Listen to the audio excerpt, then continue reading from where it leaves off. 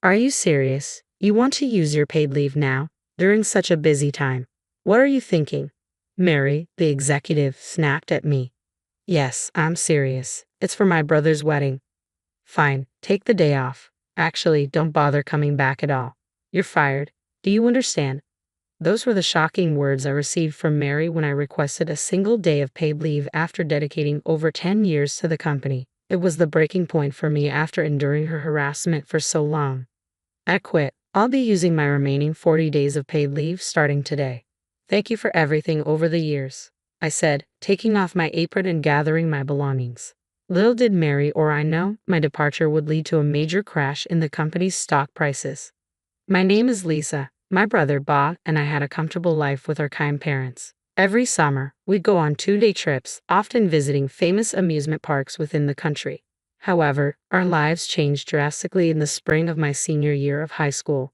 My parents went to a nearby tourist spot for cherry blossom viewing, something they often did together. Bob and I easily saw them off, not knowing it would be the last time.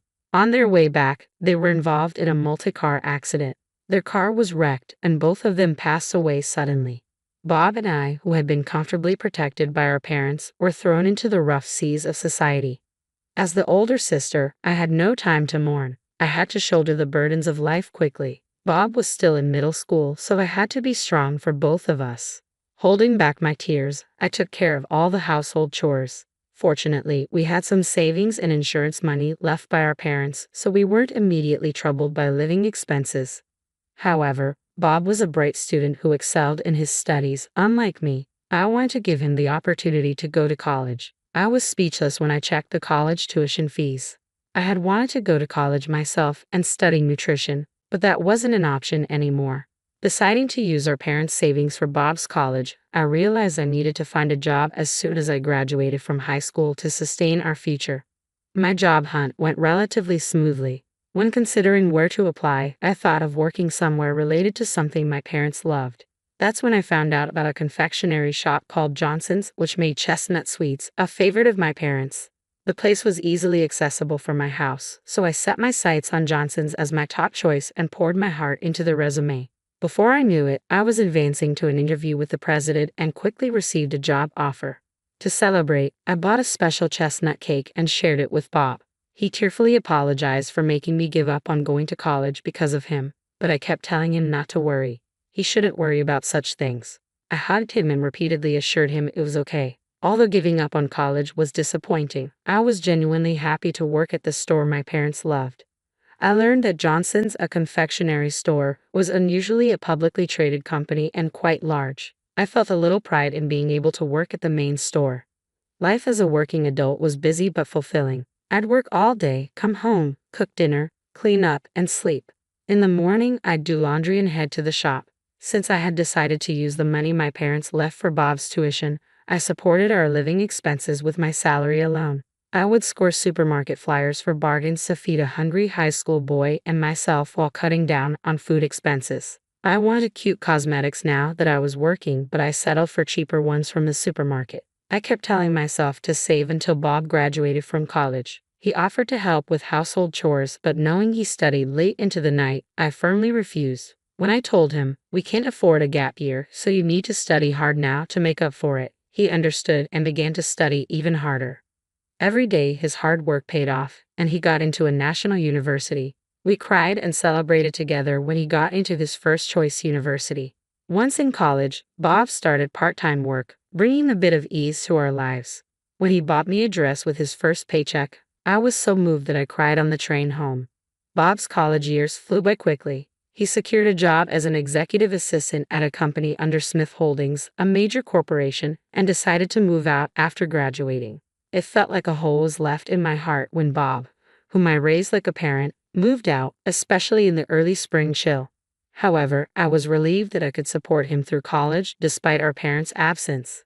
At the confectionery shop where I have worked non-stop for 8 years, I have had many juniors and have become accustomed to the job. Now, there is almost nothing I don't know about the shop, and I have become good friends with the craftsmen and have become someone they can rely on. Yet being family-owned, the company retains some old-fashioned, harsh work practices. I had to do chores like weeding for the president's family and run personal errands for Mary, the president's wife. Mary was quite a handful, always wanting to be the center of attention. I tried to stay under her radar with big round glasses and a simple hairstyle, but still often faced her harassment. Still, I never thought of quitting. I wasn't sure if I, a high school graduate, could find another job easily, and I needed to support Bob. Plus, my pride in working with the chestnut cakes my parents loved kept me from considering leaving. Years after Bob started working, I received a call from him, sounding embarrassed. By all accounts, the proposal was a success. His fiancée, Maria, is the daughter of the president of the Smith Group, where he works. Bob, working as an executive assistant, had become close with the president's family and quickly formed a bond with Maria. With the blessing of the president and CEO, he had proposed to Maria, and they were now set to marry. "Sis, don't cry. I'll make things easier for you now," Bob said, noticing my tears of joy. "Bob, congratulations," I replied, truly overwhelmed with emotion. I couldn't find any other words and just kept repeating, "Congratulations." The wedding was set to take place in 3 months. It coincided with a busy season at the store, but nothing was more important than my dear brother's wedding. Besides, I had hardly used any paid leave so far. If not now, when would I use it? After hanging up the phone, I headed straight to my closet. As expected, I didn't have a dress suitable for a wedding. It's a once-in-a-lifetime event for Bob, so I wanted to wear something really stylish. I'll go dress shopping on my next day off. I need to get a new small purse too, I thought. I couldn't contain my excitement, as if it were my own big day. While my mind was filled with happiness about Bob's wedding, the company was facing tough times. Unable to bear Mary's bullying, 2 junior colleagues had resigned. Additionally, a veteran male employee left to take over his family business. Leaving so suddenly shows a lack of responsibility, Mary complained, ignoring the fact that her harassment was the cause. "It's true, especially at a time when we don't have enough hands," the president agreed. President Johnson is a yes man to Mary. It's pitiful that he can't stand up to his wife and follows her lead even at work. He's not reliable at all. With people leaving, the president and Mary didn't even think of hiring replacements. They dumped the extra work on us and just grumbled, which was truly exhausting. Still, I worked desperately, covering for the juniors who left. The wedding day approached before I knew it. I had planned to apply for a day off when Mary was in a good mood but hadn't found the right time to mention the wedding. With only 2 weeks left, I had to apply today. "Mary, good evening." "Oh, Lisa, what do you need?" "My brother is getting married." "That's great. Congratulations. And when are you getting married, Lisa?"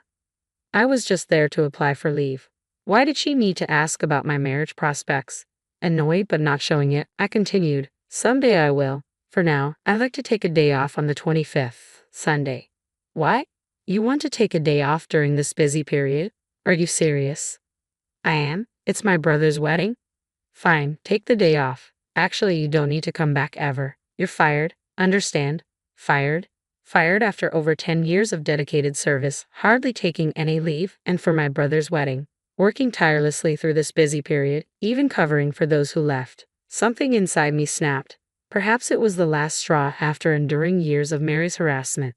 "Then I'll resign. I'll use the remaining 40 days of my leave starting today. Thank you for everything over the years." As I spoke, I removed my bandana. Ignoring the stunned colleagues, Mary, and the speechless President Johnson, I grabbed my belongings from the locker and left the company without looking back. Despite being unfairly dismissed, I felt a strange sense of liberation once I stepped out of the company. Determined to sever all ties with them, my first stop was a mobile phone store. I changed my number to ensure I wouldn't receive any calls from the company. Then, deciding to start anew, I chose to move out of my apartment since the company knew my address and I didn't want them tracking me down. I thought about looking for a new place through a real estate agent, but then I decided to fulfill a long-held dream of living in a hotel. After all, I had been working for over 10 years since high school without any significant breaks.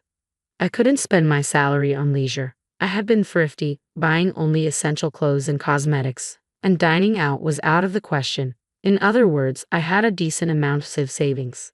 I decided to treat myself with these savings for my 10 years of hard work. With that in mind, I checked into a business hotel near the station for a long-term stay. I jumped into the freshly made bed, marking the start of my comfortable hotel life. Finally, the day of Bob's wedding arrived. The bride, Maria, was the daughter of the well-known Smith Group's president. The wedding was held in a luxurious venue at a top-tier hotel. Thank you all for attending my sister's wedding today, began President Smith, Maria's brother, during his speech. The groom, Bob, has been working as my assistant and is an exceptionally talented young man, truly my right hand. It's a great happiness for my sister to marry such a capable and sincere man.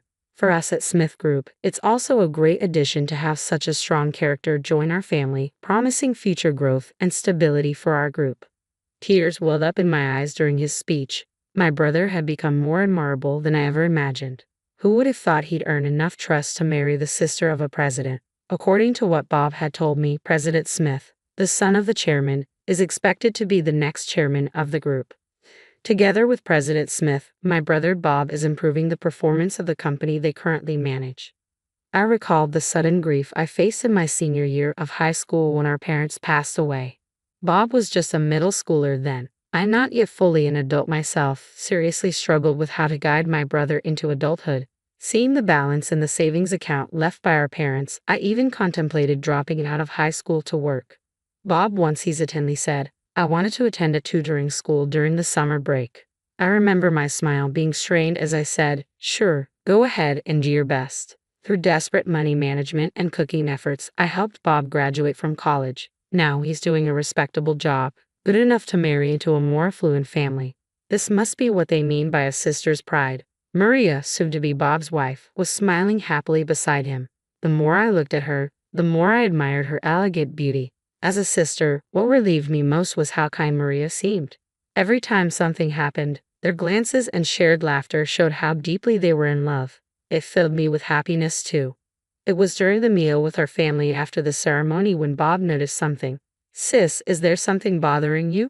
I had hesitated for just a moment, lost in thoughts about my job situation, and Bob, sharp as ever, whispered in my ear. No, it's nothing serious. It doesn't have to be serious. Just talk to me about it, Bob insisted.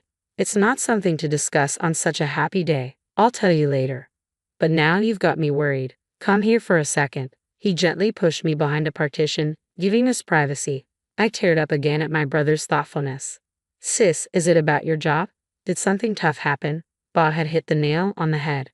Yes, it's about the job. I told them I needed a day off for your wedding, and they said they fired me. I got so mad I resigned on the spot. I ended up spilling everything, though I had intended to calm down and tell him later. Wait, sis, you worked so hard at Johnson's, and they fired you. Yes, remember I told you about that executive always giving me a hard time. She's in charge of attendance. When I asked her for a day off, she said if I'm taking time off during such a busy period, I'm fired. So I just said fine and left with my things. Bob was speechless. Didn't they call to apologize later? That was it. Yes, I just wanted to get away from the company, so I changed my cell phone number. I even moved out of my apartment since they knew my address. Now, I'm living a lavish hotel life with the money I saved. Bob didn't laugh at my attempt to lighten the mood. Maria, he called, peering from behind the partition. His bride, Maria, now in casual clothes instead of her wedding dress, hurried over, looking even softer. Bob briefly explained my current situation to her. Maria, let's make Lisa our first guest. We have a guest room in our house. I couldn't possibly. I don't want to be a burden on newlyweds. I'm actually enjoying my hotel life. Don't worry about me, I said, hurriedly trying to refuse. Bob interrupted. Maria insists, sis, really come stay with us. Living in a hotel, you can't cook and your nutrition suffers. Plus, you must be anxious.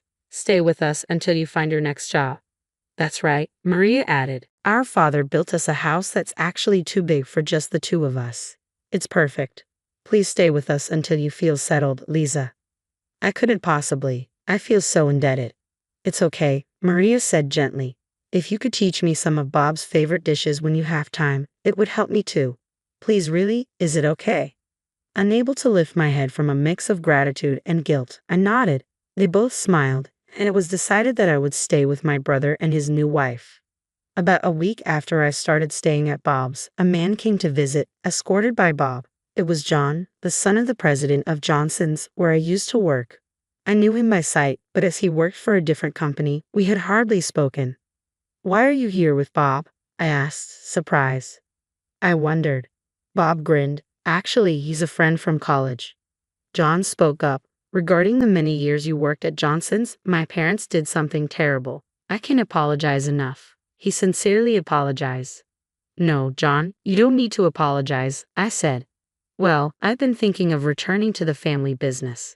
I found out that your paid leave hasn't been compensated yet, so I'll make sure it's paid this week. Also, there's something confidential. John, not now. That's confidential to my sister too. Bob playfully stopped him. Though I couldn't find out the details, their demeanor made me think nothing bad would happen, so I decided to wait and see. A few days later, I saw on the news that Johnson's stock had plummeted. Had those two done something? Maria appeared with a smile. Lisa, I actually loved Johnson's chestnut cakes and held a lot of their stocks. But after what they did to you, Bob and I discussed it and sold them all. My father also held shares and he was furious when he heard about their treatment of you, so we all sold them. This crash, I held quite a bit for investment purposes, and when I sold them all at once, it seems many others are selling Johnson's shares now. She showed me the screen of her tablet, displaying news about Johnson's staff resigning and incidents of harassment by Mary. Suddenly, Bob appeared. John and I bought most of the sold shares. With that, we can have a say in the management. Being the son of the president doesn't make John the president of Johnson's. At the next shareholders meeting, we plan to oust the current president and executive director and install John as president. We'll clear the bad reputation and compete again with delicious chestnut cakes. John has learned proper management at another company. He's trustworthy. I noticed you and John were planning something, but I never imagined this, I said. Right, sis. When John becomes president, would you support him again? This is a letter from him. Bob handed me the letter. The letter from John contained an apology and a request for me to come back, promising to never involve the current president or Mary in the company again. He asked if I would teach him about the business, becoming his right-hand person. John and I agree that we won't make you do unreasonable work, Bob assured. I couldn't help but smile at the earnestness of their offer. Returning to Johnson's, the company I had once left behind, was tempting. I truly loved Johnson's chestnut cakes and wanted to preserve the flavor cherished by my parents. So I nodded quietly yet firmly. When I rejoined the company, I found that most of the staff had resigned and relationships with suppliers were mostly damaged. It seemed a daunting task to turn things around.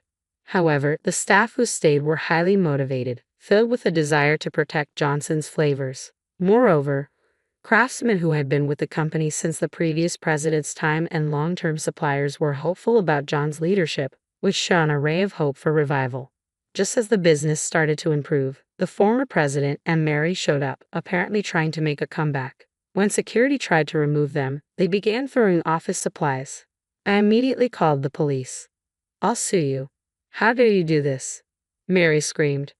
I calmly presented past ledgers showing their embezzlement and audio testimony from former employees about Mary's harassment. They turned to John for help, but he firmly said, "What Lisa is saying represents the collective decision of the company, including myself." The two were taken to the police, and it turned out they faced various charges, including embezzlement, tax evasion, and forgery. They ended up behind bars for a long time. A year later, a big opportunity came to Johnson's. The Smith Group, where Bob worked, invited Johnson's to join a new business venture they were funding. The offer came from Bob, the secretary to the president. John agreed immediately, and we were soon busy with recruitment and planning for the new outlet. It was a busy time, but a dreamy kind of busy. Riding the train for another site visit, I reflected on how far I had come. There was a time when I wanted to give up everything, but through years of steady work, I reached where I am now. Steadily and sincerely building things up, slowly but surely, is important. Looking at the recent performance graphs, I was reminded of this once again.